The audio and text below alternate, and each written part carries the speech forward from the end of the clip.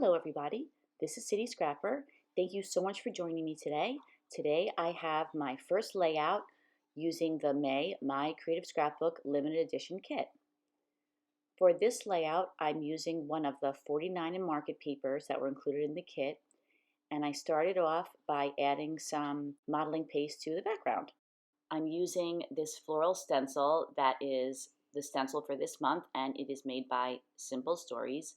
It's a beautiful branch with lots of leaves coming off of it, so you could see that I'm kind of considering here how I should position the stencil on the background. Sometimes with stencils, it doesn't matter. It's a pattern, so it doesn't matter how you position the stencil, or it doesn't matter as much. But for this one, I really wanted to have the leaves flowing in a certain direction. So I'm being really careful to position the very large branch that you see there, and I'm also drying in between each application. So the modeling paste that I already put down, I had already dried that with my heat gun.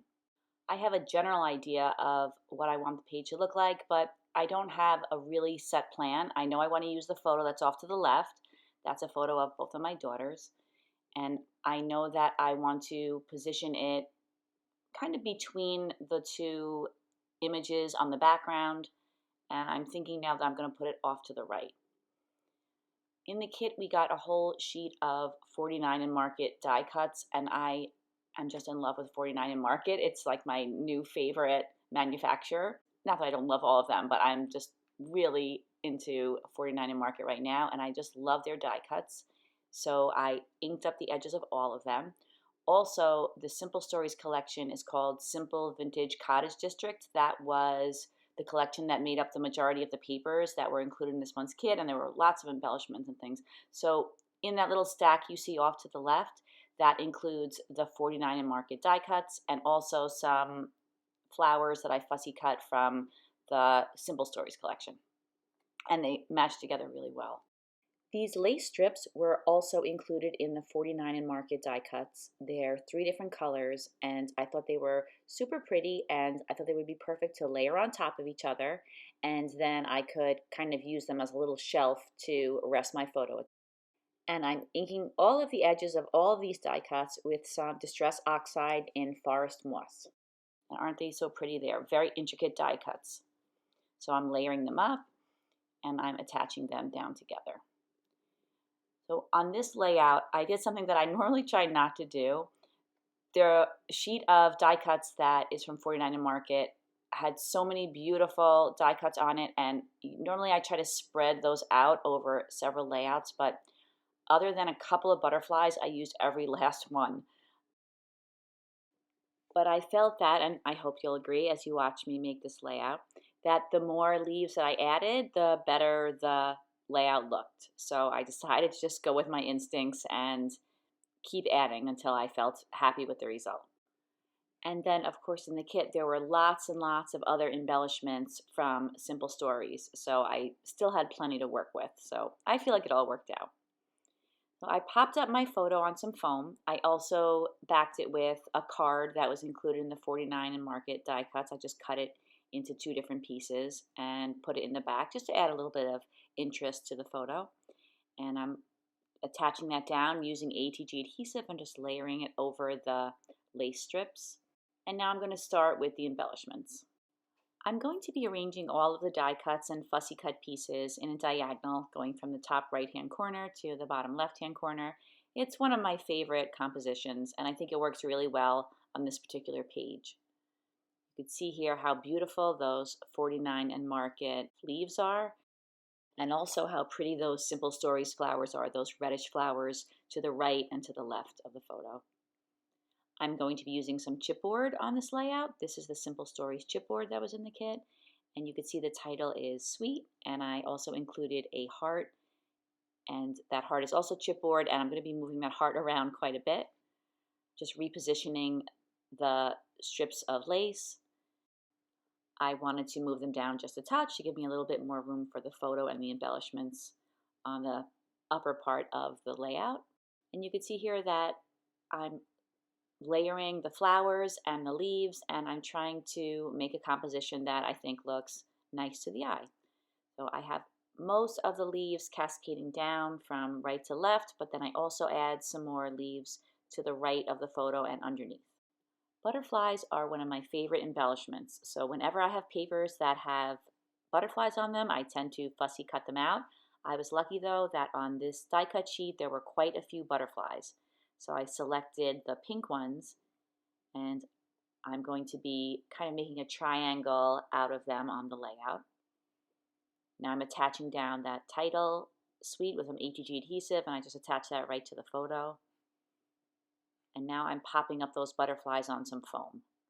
And that's something that I just love to do. I love dimension. I know some people aren't crazy about dimension because I understand it's sometimes hard to get the pages into your scrapbooks, or it makes the scrapbooks very thick, but I just love dimension. And this page has not all that much dimension. It's just a little bit of the fun foam.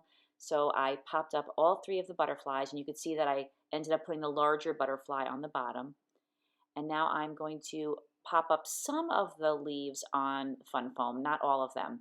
I'm popping up that one that's on the top, and then I am going to also pop up some of the other sets of leaves, generally the ones that are closer to the photo, and then the farther that the embellishments get from the photo, in general, the less dimension they have.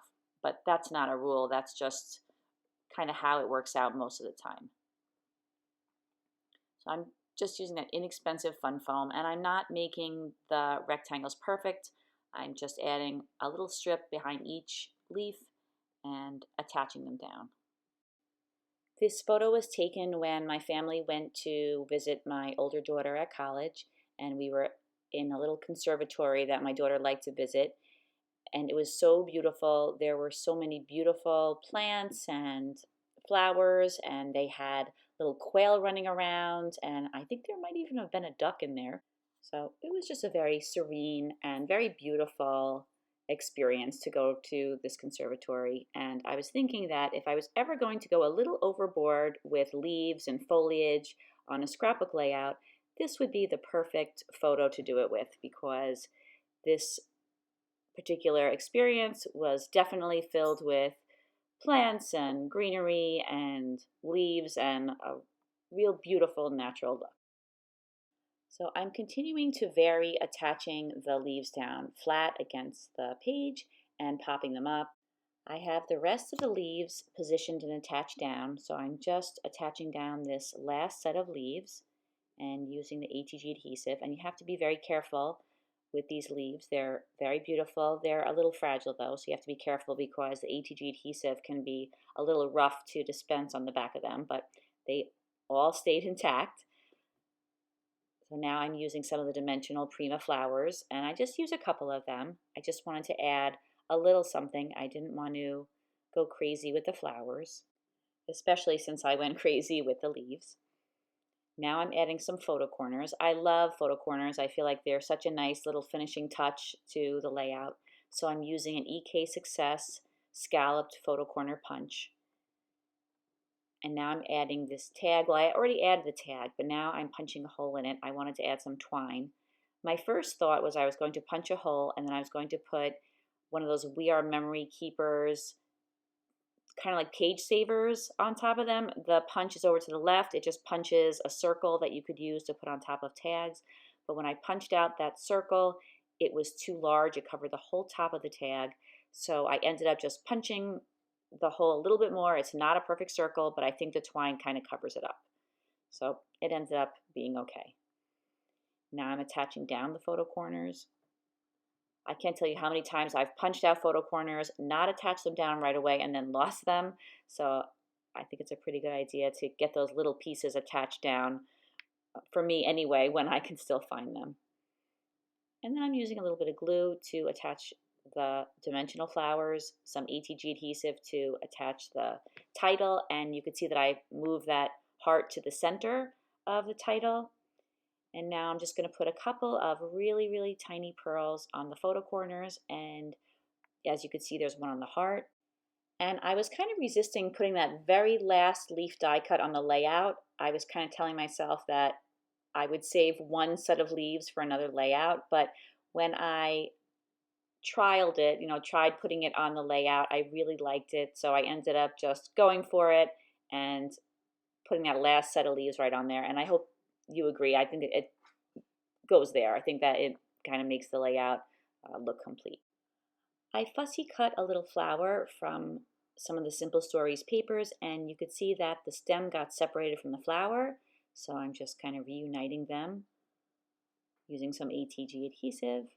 I'm clipping off the excess of the lace, and now I'm going to be adding some die cut florals to the background. This is one of my favorite dies. It makes this beautiful little floral addition that I think it's so light and airy that it could be added to so many different layouts. I especially didn't want to put like a heavy leaf on the background, so I really liked this particular choice, although I have to say that I use it on a huge percentage of my layouts, so I think I just like it in general. I don't know why I found it absolutely necessary to add a little bit more modeling paste, and it's really hard to add modeling paste once you have all the dimension on the page. It didn't turn out perfect. The shape wasn't perfect because I didn't get the stencil to sit flat against the paper, but it turned out fine. And I'm glad that I added that little bit of modeling paste in that area. It just looked a little empty to me. I added some white splatters to the background, and now I'm just finishing up arranging and gluing down those little florals. I'm cutting off the branding strip on the bottom, and that is going to complete this layout, everybody. Thank you so much for watching. I hope you enjoyed the close-ups. I hope if you like this video, you'll give it a thumbs up. And in the description box, you can find the link to the My Creative Scrapbook website, and you can check out all of the beautiful kits that they have. They have new kits every month, and they have quite a variety of kits as well. And I wanted to say how grateful I am for all of you who are watching and liking my videos and subscribing to my channel, and especially for leaving those really sweet comments. I really appreciate them, every one of them. I hope everybody has a great day. I'll see you soon. Bye-bye.